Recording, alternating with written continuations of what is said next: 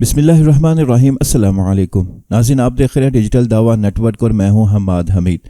ناظرین، گزشتہ کئی روز سے سوشل میڈیا پر، مین سٹریم میڈیا پر ایک واقعہ تیزی سے گردش کر رہا ہے۔ انٹرویوز شیئر ہو رہے ہیں اور اس کے اوپر ہر کوئی اپنا اپنا موقف شیئر کر رہا ہے، مگر اس واقعے کی اصل حقیقت کیا ہے وہ آج میں آپ کو اس ویڈیو میں پورے ثبوت کے ساتھ، گواہیوں کے ساتھ، گواہان کے ساتھ اور علامہ ابتسام الہی ظہیر کے بیانات کے ساتھ میں آپ کو پورا واقعہ کلیئر کروں گا کہ اصل وہ واقعہ تھا کیا اور ہوا کیا۔ ایک شخص جس کا نام مدثر ہے، اس نے تاندلیاں والے کے سٹی تھانے میں یہ مقدمہ درج کروایا کہ مولانا ابو بکر معاویہ نے میرے بچے کے ساتھ زیادتی، میرے بیٹے کے ساتھ زیادتی کرنے کی کوشش کی ہے۔ زیادتی کی نہیں مگر زیادتی کرنے کی کوشش کی ہے۔ انہوں نے جب وہ مدثر نامی شخص نے، جو آپ اس سکرین پر دیکھ رہے ہیں، اس شخص نے یہ بیان ریکارڈ بھی کروایا کہ میں مسجد میں گیا اپنے بیٹے کو ڈھونڈنے کے لیے، مگر مجھے وہاں پر بیٹا نہیں ملا۔ میں نے پھر ساتھ والے گھر میں دیکھا تو مجھے اپنے بچے کے رونے کی آواز آئی، تو میں جب وہاں پہنچا تو وہاں پر دیکھا کہ میرا بچہ رو رہا ہے، میرا بیٹا رو رہا ہے اور مولانا ابو بکر معاویہ وہ برہنہ حالت میں اس کے ساتھ زیادتی کرنے کی کوشش کر رہے ہیں۔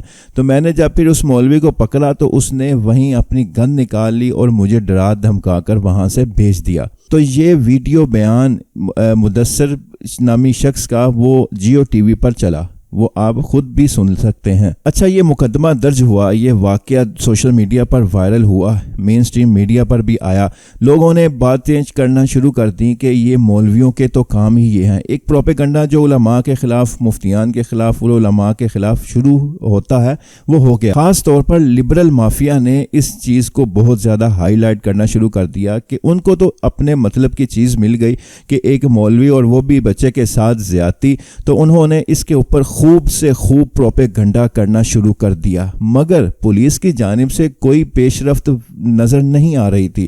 کوئی اس کے اوپر بچے کا بیان، بچے کے والد کا بیان یا مولانا ابو بکر معاویہ کا بیان کہ مطلب وہ اب ان کا مقدمہ کس حال میں ہے، اس کے اوپر کارروائی ہو رہی ہے نہیں ہو رہی، مطلب اس پولیس کی جانب سے اس مقدمے کے اوپر مکمل طور پر خاموشی تھی۔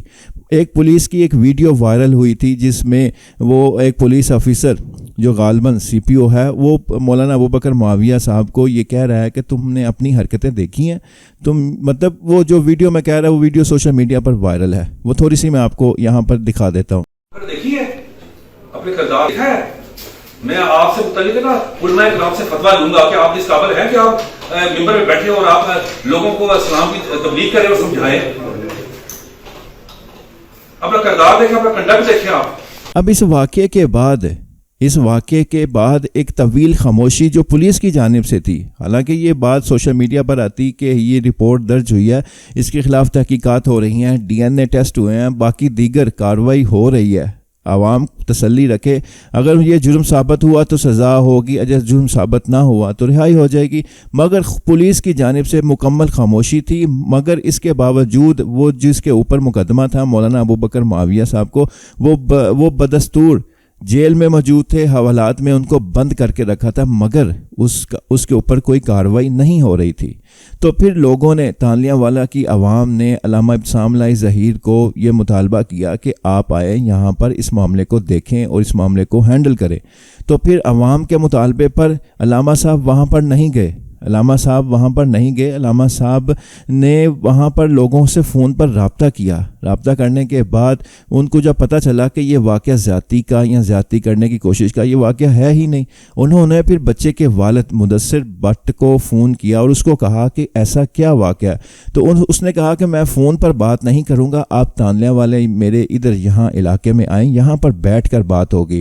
تو علامہ صاحب نے پھر بتایا کہ میں وہاں پر پہنچا، وہاں پر میرے پہنچنے کے بعد وہاں علاقے کے بڑے لوگ، بڑے ذمہ دار لوگ، M P A M N A وہاں موجود تھے اور وہاں پر قومی امن کمیٹی کے ممبران بھی وہاں پر موجود تھے، صرف میں اور وہ بچے کا والد موجود نہیں تھا۔ وہاں پر پھر یہ بات شروع ہوئی کہ آخر یہ واقعہ کیا ہوا، تو پھر واقعہ جو وہاں پر پتہ چلا وہ آپ علامہ صاحب کی زبانی خود سنیں۔ میں نے ٹیلی فون پہ بات کی، انہوں نے کہا میں حافظ صاحب آپ کے ساتھ یہ بات ٹیلی فون پہ نہیں کر سکتا، اچھا آپ تانلے والا تو شریف لائیں۔ اچھا، مجھے مولانا ابو بکر معاویہ نے نہیں بلایا، مجھے بچے کے باپ نے بلایا جس کے بیان خانے میں تانلے والا گیا ہوں۔ سب سے پہلے یہ بات سمجھنے کی ضرورت ہے۔ اچھا، نہ میں نے جا کے مولانا اگر معاویہ سے وہاں جا کے ملاقات کی تھی جیل کے اندر. اگر میں جیل میں ملاقات کی ہو تو یہ ایویڈنس آپ کے لیے تلاش کرنا کچھ مشکل نہیں کہ مجھے بلانے والا بندہ کون تھا. بچے کا والد. بچے کا والد کو میں نے کہا یہ کہاں ملیں گے آپ مجھ سے. وہ کہا کہ مقصود بٹ صاحب ہے, امن کمیٹی کے بندے ہیں, ذمہ دار ہیں, میں ان کو جانتا بھی نہیں مقصود بٹ صاحب کو. نہ ہی میں بچے کے باپ کو اس سے قبل جانتا تھا. اچھا, مجھے کوئی بچے کے والد کا تھا میرا نہ کوئی. ظاہری بات ہے میں پاکستان میں لاکھوں کروڑوں لوگ رہتے ہیں, میں ہر بندے کو تھوڑی جانتا ہوں. میں نے جس وقت کہا کہ اس نے کہا آپ تانلے والا تشریف لائیں, میں آپ سے ملاقات کرنا چاہتا ہوں. میں تانلے چلا گیا. تانلے چلا گیا, جس جگہ میں پہنچا وہاں پہ کوئی اکیلا بندہ بچے کا والد موجود نہیں تھا. بچے کے والد نے وہاں پہ شہید داؤد بٹ صاحب جو کہ پی ٹی آئی کے ٹکٹ کے اوپر وہاں سے ایم پی کا الیکشن لڑے, وہ بھی موجود تھے. اچھا, اس کے بعد امن کمیٹی کے ذمہ داران بھی وہاں موجود تھے, لوکل کئی علماء بھی وہاں موجود تھے, کہ میں اکیلا نہیں تھا. تانلا والے کالج پرنسپل پر حضرت عتیق امجد صاحب بھی وہاں موجود تھے. یعنی بڑے بڑے ذمہ دار لوگ جو وہاں موجود تھے, میں سارا ان کے اندر چلا گیا. میں نے کہا جی میں تو یہاں پہ ایک مطالبہ کرنے کے لیے آیا ہوں. مطالبہ یہ ہے کہ جنسی زیادتی ہوئی ہے تو مولوی صاحب کو جو ہے نا کرارے واقعی سزا ملنی چاہیے. کوشش ہوئی ہے جنسی زیادتی کی, زیادتی کوشش ہوئی ہے, جو والد کا الزام ہے کوشش ہوئی. میں نے کہا کوشش ہوئی ہے یا کی گئی ہے, میرا دونوں صورتیں تھیں, کی گئی ہے یا خراج شیعہ کا ان کو کرارے واقعی سزا دی جائے. میں یہ بات کرنے کے لیے آیا ہوں. اور دوسری بات اگر اس طرح کی بات نہیں تو میں یہ مطالبہ کرنے کے لیے پھر مولانا کو رہا کر دیا جائے, یہ کرنی چاہیے. میں کہا جی آپ یہ بتائیں بنیادی طور کے اوپر جو سارا کا سارا معاملہ کیا ہے.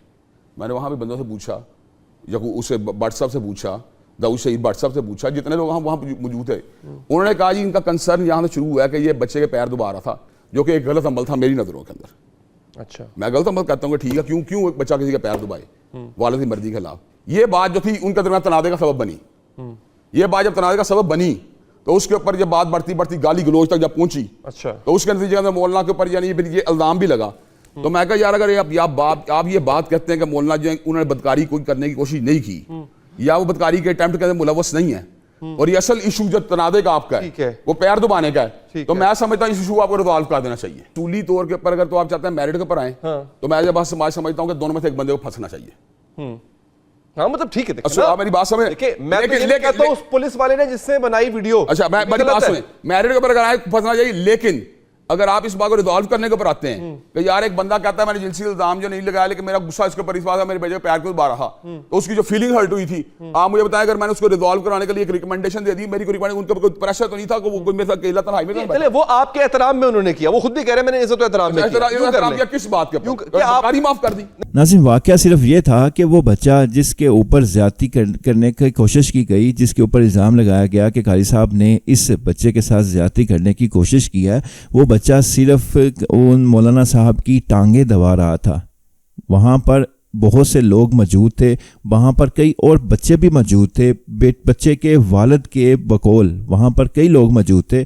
اور وہاں پر جب والد وہاں پر پہنچا, اس نے دیکھا کہ میرا بیٹا وہ مولانا ابو بکر معاویہ کی ٹانگیں دبا رہا ہے, تو اس کو یہ چیز اچھی نہ لگی, اس کو یہ چیز پسند نہ آئی. تو اس نے قاری صاحب کے ساتھ, مولانا صاحب کے ساتھ بحث شروع کر دی کہ آپ کو یہ حرکت نہیں کرنی چاہیے. تو وہ بحث مباحثہ وہ طویل ہوتا گیا اور وہ ایک لڑائی اور جھگڑے کی صورت اختیار کر گیا. جب لڑائی اور جھگڑے کی صورت اختیار کر گیا تو مولانا نے بچے کے والد کے ساتھ ہاتھا پائی کی اور اس کو اچھا خاصا مارا پیٹا. مار پیٹ کے بعد وہ شخص جو بچے کا والد ہے مدثر بٹ, وہ وہاں سے نکلا. وہاں سے نکل کر پھر اس نے غصے میں آ کر وہ سٹی تھانہ تانلے والے میں وہ پہنچا. وہاں پہنچ کر اس نے پھر جھوٹی ایف آئی آر کروائی اس مولانا کو پھنسانے کے لیے. اپنی مار پر جو اس مولانا نے اس کو کوٹا تھا, مارا پیٹا تھا, اس کا بدلہ لینے کے لیے انہوں نے اس کے اوپر جھوٹی ایف آئی آر کی. جھوٹی ایف آئی آر کروانے کے بعد جب پولیس نے اس کے اوپر مقدمہ درج کر لیا, مولانا صاحب کو گرفتار کر لیا, تو پھر ثبوت تو کوئی موجود نہیں تھا.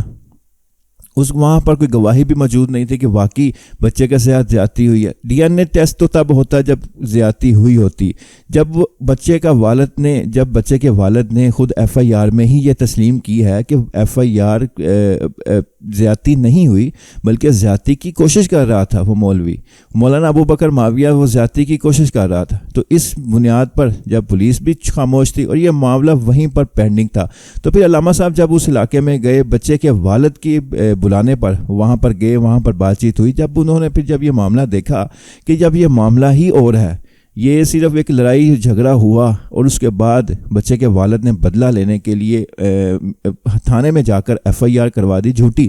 تو پھر انہوں نے بچے کے والد کو کہا کہ یہ ایک بدنامی کا سبب بن رہا ہے علماء کی, مفتیان کے, اور جب واقعہ ایسا ہے ہی نہیں, جب کوئی ایسی چیز ہوئی ہی نہیں, تو پھر یہ جھوٹی FIR, جھوٹا مقدمہ کس بنیاد پر؟ تو آپ یہ جھوٹا مقدمہ اور یہ جھوٹی FIR یہ واپس لے لو. تو پھر وہ بات اس بچے کے والد کو سمجھ آئی اور اس نے پھر میڈیا پر بھی آ کر بات کی اور پھر مجسٹریٹ کے آفس میں جا کر بھی بیان دیا اور درخواست بھی لکھی. جو درخواست آپ سکرین پر دیکھ بھی رہے ہیں, یہ اس کا سکین میں آپ کو سکرین پر دکھا بھی رہا ہوں. اس پہ اس نے کہا کہ یہ ایک غلط فہمی تھی, غلط فہمی کی بنیاد پر میں نے یہ مقدمہ, یہ FIR لکھوائی تھی, اس کو یہ واپس کر دیا جائے. اور میں اس سے ابو بکر معاویہ, مولانا ابو بکر معاویہ کو اس سے بری کرتا ہوں اور ان کو آزاد کر دیا جائے. اور اس کے بعد مولانا ابو بکر معاویہ کو رہا کر دیا گیا. تو ناظرین, یہ اصل معاملہ تھا.